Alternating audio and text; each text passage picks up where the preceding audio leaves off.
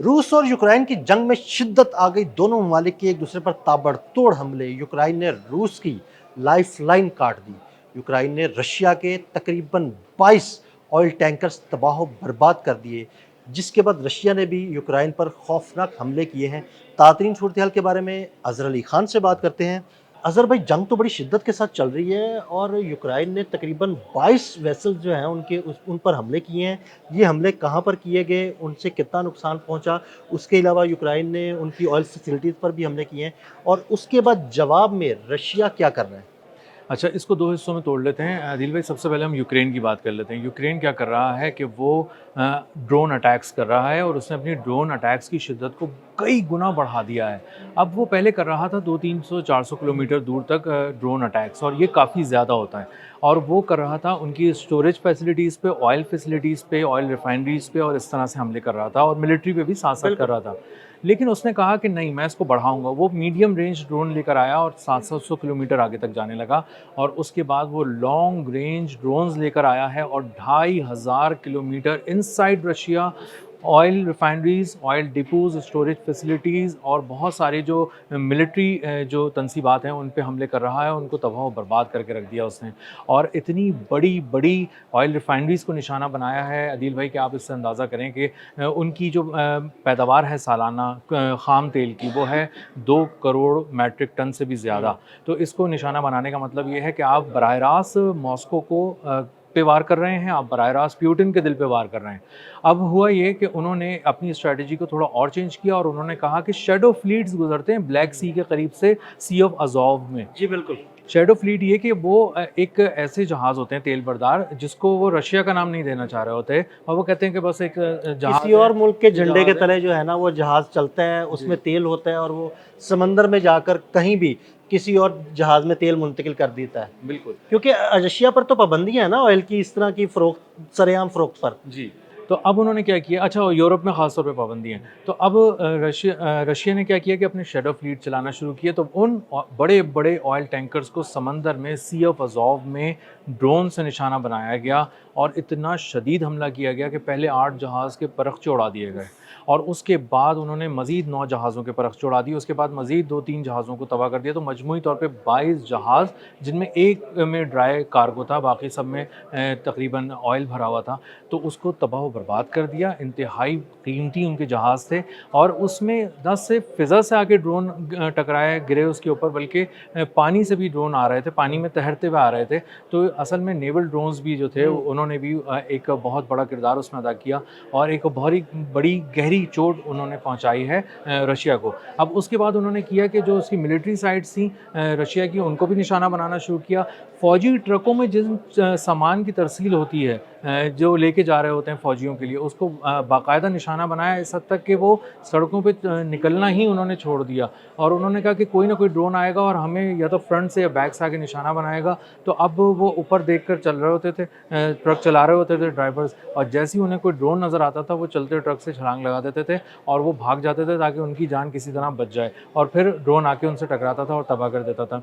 अब इस सारे मामले के अंदर यूक्रेन ने जब ये देखा कि ये तो बहुत ही ज़बरदस्त तरीके से हो रहा है, तो उसने कहा कि अब ड्रोन पे ही ज़्यादा ज़ोर दे के रखो और इसी के ज़रिए तबाही फैलाओ। तो उन्होंने क्रीमिया, जो उसका इलाका है, जो रूस के ज़ेर इंतज़ाम इलाका है, जिसको रूस की सपोर्ट हासिल है, वहाँ उन्होंने कहा कि इसके ज़ेर इंतज़ाम इलाकों पे वार करो ताकि रूस को इसके और भी दर्द पहुँचे, कि और क्रीमिया के लोग ये सोचें कि शायद हम जिसके ज़ेर इंतज़ाम हैं वो हमारी हिफाजत करने में ये अक्सर नाकाम हो चुका है। तो वहाँ पे क्रीमिया में उन्होंने बिजली घरों पे, गैस स्टेशंस पे, मिलिट्री साइट्स पे बड़े-बड़े हमले किए। यानी इंफ्रास्ट्रक्चर तबाह बर्बाद कर दिया। अगर वो बिजली की साइट्स जो है उन पर हमले करेंगे तो बिजली की तरसील मुनक़ता हो जी, जाएगी, बिजली की तरसील मुनक़ता हो जाएगी, तो जो सोशल लाइफ है वो भी तकरीबन कट के रह जाएगी। जी, बिल्कुल ऐसे ही है। आपके पास फ्यूल नहीं होगा कि आप गाड़ी लेकर निकल सकें कहीं पर। आप बाहर निकलेंगे तो वहाँ पे धमाके हो रहे हैं, मिसाइल अटैक्स हो रहे हैं, ड्रोन अटैक्स हो रहे हैं, और इसके बाद आपके घर में बिजली नहीं है, आपके दफ्तर में बिजली नहीं है, पूरे-पूरे दिन क्रीमिया के अंदर बिजली ही नहीं होती, क्योंकि उनके पावर प्लांट्स को भी उड़ा दिया है। वहाँ पे जो ऑयल रिफाइनरीज़ थी, ऑयल स्टोरेज फैसिलिटीज़ थी,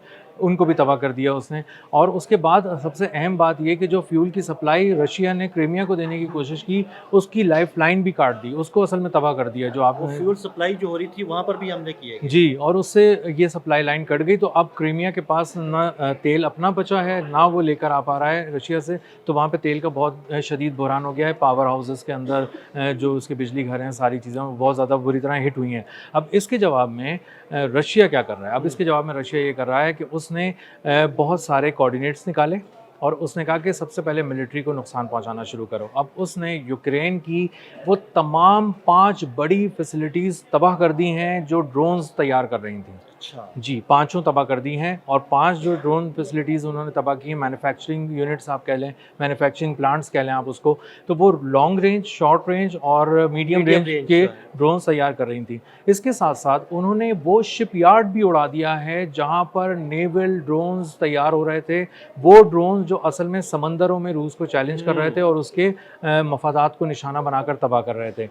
इसी के साथ साथ उन्होंने जो आर्मर्ड व्हीकल्स, जो फौलादी चादर वाली बड़ी गाड़ियाँ होती हैं, जिसको हम यहाँ बख्तरबंद गाड़ी भी कहते हैं, टैंक्स वगैरह भी कह रहे होते हैं, उसके एक बहुत बड़े स्टोरेज जहाँ पे ये खड़े होते हैं, एक तरह का वेयर हाउस कह लें आप, उस फैसिलिटी को तबाह कर दिया, उस पर बमबारी की और बैलिस्टिक और क्रूज़ मिसाइलों की बारिश कर दी। पूरा बराज लिखा हुआ उसके अंदर कि एक से ज़्यादा आके वहाँ पर बैलिस्टिक मिसाइल भी गिर रहे थे, क्रूज़ मिसाइल भी गिर रहे थे और उन्होंने हर तरफ तबाही और बर्बादी मचा दी है। तो अब यूक्रेन इस जंग में पूरी तरह कूद चुका है। वो सबसे गहरे जो ज़ख्म लगा सकता है वो लगा रहा है रूस को, और इसी के साथ साथ रूस भी उसको जवाब में उससे ज़्यादा ताकतवर जो जवाब है वो दे रहा है और उसको बहुत ही शिद्दत के साथ चोट पहुंचा रहा है। अच्छा अज़र भाई, कुछ यूक्रेन के फ़ौजी थे जिनकी हलाकतें हो गई और उन्होंने डेड बॉडीज़ लेने से इनकार कर दिया, ये क्या वाक़या है? ये वाक़या ये है कि डोंबस उनका एक इलाका है जो यूक्रेन का इलाका है। इसी तरह कॉन्स्टेंटिनोवा एक इलाका है। ये 2 जगह ऐसी हैं कि जिस पे आप अगर किसी तरह से भी कब्ज़ा करने की कोशिश करते हैं तो आपको रशिया को तो अंदाज़ा होता है कि ये बहुत ही स्ट्रेटेजिक अहमियत की हामिल जगह हैं।